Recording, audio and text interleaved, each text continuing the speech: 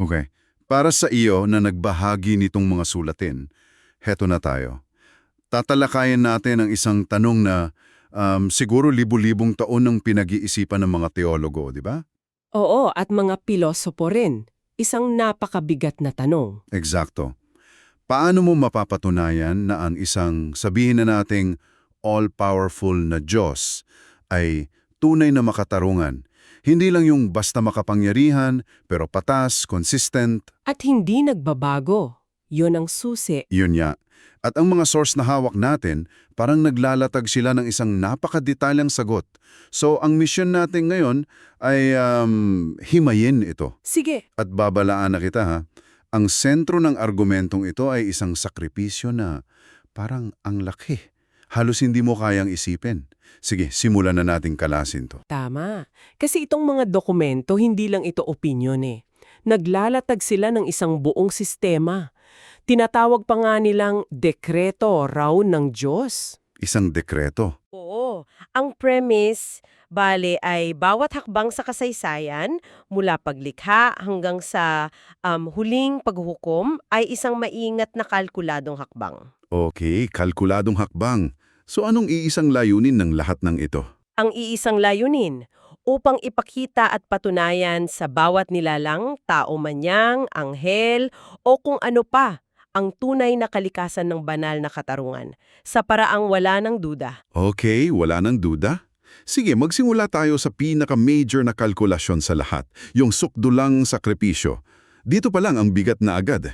Dito talaga nagsisimula lahat. Sinasabi kasi sa teksto na ang unang persona ng Diyos, Chei Hananim. Tinalikuran daw ang ikalawang persona, Chei Hananim, na nakatawang tao. Teka, paano yun? Parang, paano tatalikuran ng Diyos ang sarili niya? Mukhang ganon sa unang dinig, di ba? Parang may internal conflict. Pero ayon sa mga teksto, hindi ito bigla ang desisyon. Ginamit nila ang salitang tsak-chong hasyotat. Anong ibig sabihin yan? Ang ibig sabihin ay itinakda, denekreto, plinano mulat sa pool. At ang layunin ay hindi para saktan o parusahan ang ikalawang persona. Ito ay isang pampublikong pagpapakita. Isang demonstration sa cosmic scale. Anong klaseng demonstration? At anong kailangan nilang patunayan sa lahat? Kailangan nilang patunayan sa isip ng lahat ng nilalang na ang batas ng Diyos ay absolute. Walang sinuman kahit pa ang sarili niyang persona na naging nilalang ang mas mataas sa batas. Ah, okay. Isipin mo, kung ikaw ay isang anghel na nagmamasid at nakita mo ang lumikha na tinalikuran ng sarili niyang persona dahil may batas na kailangang sundin, anong iisipin mo? Isipin mo na, wow, seryoso talaga siya sa mga patakaran niya. Walang special treatment. Eksakto. Parang isang hari na hinahatulan ang sarili niyang anak na prinsipe para ipakita sa buong kaharian na ang batas ay batas. Yun bang dating? Ganon-ganon. Pero ang ultimong goal ay hindi takot. Kasi baka isipin mo, nakakatakot naman pala. Hindi. So ano? Ang layunin ay para ang mga nilalang ay sumunod dahil sa isang malalim na pagtitiwala na ang namumuno sa kanila ay 100% makatarungan. At ang tiwalang yon kailangan ng matibay na pundasyon. At yung sakripisyo na yun ang pundasyon. Yun ang pinakamatibay na ebidensya, ang makita nilang handang isakripisyo ng Diyos ang sarili niya para lang sa integrity ng sarili niyang sistema. Okay, gets ko na. So hindi lang ito para magbayad ng kasalanan, mas malawak pa. Isa itong trust-building exercise para sa buong universo. Para sabihin, tingnan nyo, patas ang sistema, kahit ako, sumusunod dito. Tumpak. At diyan nakasabit ang lahat ng konsepto ng pagpapatawad at paghuhukom, nakasabit sa ideyang yon na ang Diyos ay hindi arbitraryo. Okay, kung hindi siya arbitraryo at sumusunod siya sa sarili niyang sistema, paano ngayon yung pagpapatawad? Kasi kung may batas na absolute, dapat may absolute ding na parusa, di ba? Oo. Parang contradiction yun eh. Hindi ba pwedeng sabihin na lang, sige na, kalimutan na natin yan, pinapatawad ko na kayo. Ganon. Ayon sa lohika ng mga source na to, hindi talaga pwede. Kasi isipin mo sa mundo natin, yung batas laban sa pagnanakaw. Sige. Kung biglong inanunsyo ng gobyerno, simula ngayon, lahat ng magnanakaw pinapatawad na. Walang kaso. Ano mangyayari? Naku, magiging gulo. Chaos. Mawawala ng saysay yung batas, parang sinabi mo na ring okay lang magnakaw. Eksakto. Ganon din daw ang sistema sa antas na to. Kung ang paglabag sa utos ay walang katumbas na seryosong kabayaran, ang mismong utos mawawalan ng bigat. Kaya para mapatawad, kailangan may magbayad. Okay, may magbabayad. At dito sa puntong to, nagiging sobrang direkta at nakakagulat yung sinasabi sa source. Sabi rito, ang kabayaran para sa kapatawaran ay ang Diyos. Yun mismo. Hindi ginto, hindi buhay ng hayop. Ang presyo raw ay ang Diyos mismo. Grabe, ang bigat ng claim na yan. At dito mo makikita yung dalawang panig. Sa isang banda, pinapakita nito kung gaano kabigat ang tingin ng sistema sa kasalanan. Hindi ito simpleng pagkakamali. Pero sa kabilang banda, ipinapakita rin ito ang lalim ng pag-ibig. Ang pagpapatawad dito ay hindi lang emosyonal. Isa itong legal at cosmic na transaksyon. Isang transaction. Oo, kung saan ang hustisya ay natugunan. Ang Diyos mismo ang nag-issue ng resibo at siya rin ang nagbayad gamit ang sarili niya. Kaya pala konektado yung pagtalikod kanina. Yun mismo yung akto ng pagbabayad. Ang Diyos na nagbabayad sa katarungan ng Diyos. Ang gulo sa isip, pero may internal logic siya. Mayroon. Okay, sige. Gets ko. Kailangan may magbayad at Diyos ang nagbayad. Ito ngayon yung tanong ko. Kung kailangan ng sakripisyo, bakit hindi na lang yung pinakamabuting anghel o isang perpektong tao, bakit kailangan ikalawang persona pa? Magandang tanong yan. At dito lalong nagiging espesifiko ang mga source. Meron daw dalawang napakahigpit na kwalifikasyon at halos imposible. Sige, ano yung una? Una, dapat walang anumang bahid ng kasalanan, past, present, or future. Okay, ayun yung basic, di ba? Dapat malinis ang record. Oo, pero higit pa roon. Ang sinumang nilalang na nagkasala na o kahit may potensyal pa lang na magkasala sa hinarap ay itinuturing na walang halaga. Walang halaga. Oo, kachi ga opta, yung eksaktong termino. Parang hindi pwedeng isang bangkaroteng tao ang magpiyansa o magbayad ng utang ng kapwa niya bangkarote. Walang value yung offer niya. Tumpak na tumpak. Ganon-ganon ang lohika. So kailangan perfecto ka. Okay. Ano yung pangalawa? Yung pangalawa, dyan na talaga nagiging imposible. Hindi sapat na sabihing wala kang kasalanan.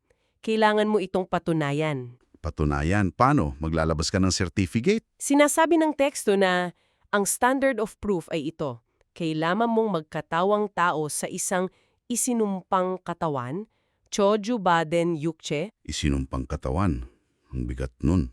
Oo, ibig sabihin, isang katawang tao na mahina, nagugutom, napapagod, at kayang matukso. Kailangan mong mabuhay sa loob niya ng hindi nagkakasala, kahit isang beses. Mula simula hanggang wakas? Mula simula hanggang wakas. At pagkatapos noon, kailangan mo pang pagtagumpayan ng kamatayan. Sa pamamagitan ng muling pagkabuhay. Sandali. That's an impossible standard. Parang sinetap yung laro para walang sino man ang manalo. Mabuhay ng perpekto sa deperpektong katawan. Tapos bumangon ka pa mula sa patay. Sinong makakagawa nun? At yan mismo ang punto nila. The standard is so impossibly high na yung listahan ng mga kwalifikadong kandidato, iisa lang ang pangalan. Ang Diyos na naging nilalang. Eksakto. Ang argumentong inilalatag nila ay siya lang ang makakatugon sa pamantayan yan dahil siya lang ang may likas na kabanalan para mabuhay ng perpekto sa ganoong katawan. So yung muling pagkabuhay, yun yung parang grand finale? Yung mic drop moment na nagpapatunay na, okay, pasado siya. Tumpak! Yun ang nagsisilbing pangwakas na selyo. Kasi isipin mo, bilang isang nilalang, hindi mo alam ang hinaharap, di ba? Oo. Paano ka makakasiguro na yung nagsakripisyo para sa'yo ay hindi magkakasala sa future? Pero ang pagbangon mula sa kamatayan, yan ang itinakdang patunay ng Diyos na ang sakripisyo ay perpekto, tinanggap, at may kapangyarihan laban sa kamatayan mismo. Wow. Okay, malinaw na layon. Ang buong proseso, mula sa desisyon hanggang sa pagpapatunay, idisenyo para maging isang airtight na legal case. Walang butas. Walang butas. So, tapos na ang sakripisyo. Bayad na. Parang tapos na ang kwento. Pero may final act pa pala. Ang paghuhukom. Ano pang purpose nito kung bayad na ang lahat? Yan ang huling layer ng pagpapatunay. Ang paghuhukom ayon sa mga teksto ay ang huling demonstration ng transparency. Transparency? Oo, hindi ito sekretong paglilitis. Sinasabi na lahat ng dawa ng bawat nilalang, mabuti man o masama, isisiwalat sa publiko. Bubuksan daw ang mga aklat at ang hatol, ibabatay ng patas sa kung anong nakasulat doon. Para walang makapagsabing hindi patasan Diyos o paborito niya yung isa. Gets ko, pero may binanggit sa source na parang napakabigat. Ginamit yung pariralang pomjajarel pulteo chugisinan na sinasalin bilang pagsunog sa mga makasalanan hanggang mamatay. Oo, mabigat yan. Paano yan nagiging patunay ng katarungan at hindi ng kalupitan? Hindi ba't mag-iiwan pa rin yan ng duda o takot? Diyan pumapasok yung critical na punto ng pagiging hayag. Ang layunin ng public display na to, kahit sa akto ng pagpaparusa, ay para ang lahat ng natitirang nilalang ay makita at maintindihan ng buo kung bakit iyon ang hatol. Ah, Dahil nakita nila ang ebidensya mula sa mga aklat, mauunawaan nila na ang desisyon ay hindi arbitraryo. Hindi dahil sa galit, kundi isang direktang resulta ng mga gawa ng nilalang na iyon. Ang ultimong layunin ay para kahit yung mga kaibigan o kamag-anak ng mga mapaparusahan, mapipilit ang sumang-ayon at sabihing, masakit pero tama ang hatol. so ang goal ay 100% universal consensus, na sa dulo ng lahat, walang kahit isang nilalang ang magkakaroon ng kahit katiting na duda sa integridad at katarungan ng Diyos. Tumpak, mula sa sakripisyo hanggang sa huling hatol, lahat ay para burahin ang anumang what if o bakit. Grabe!